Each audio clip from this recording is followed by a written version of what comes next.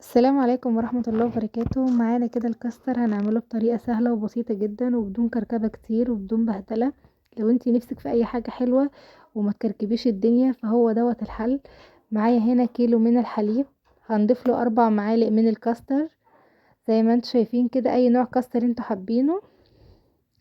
انا ضفت كده 3 معالق وهقلبهم كويس جدا. اهم حاجة في الخطوة دي التقليب، زي ما انتوا شايفين كده هنقلبه لغاية ما القوام بتاعه، لغاية ما الكاستر بتاعنا يدوب وما يتفضلش فيه اي كلكعة خالص.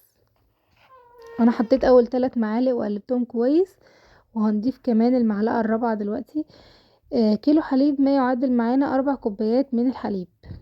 الكيلو 4 كوبايات، كل كوباية هنضيف لها معلقة من الكاستر وهنقلبهم كويس جدا، علشان التقليب دوت لو في فتفوتة من الكاستر ما تقلبتش كويس هتعمل معانا قوام مش طعمه مش حلو، هتكلكع معانا لما نرفعه على البوتاجاز.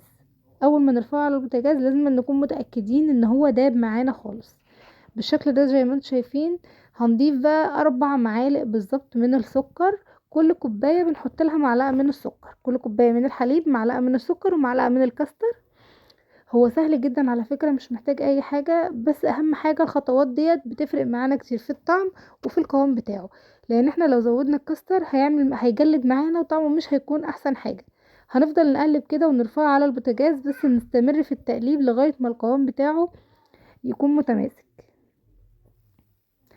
بالشكل دوت زي ما انتم شايفين القوام بتاعه عامل ازاي. ما ينفعش يكون اتقل من كده وما ينفعش يكون اخف من كده، لازم ياخد القوام دوت بالظبط.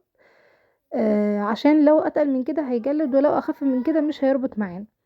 انا زينته زي ما انتم شايفين كده بالسوداني، حابين تزينوه بجوز الهند باي مكسرات متوفره عندكم. والسلام عليكم ورحمه الله وبركاته.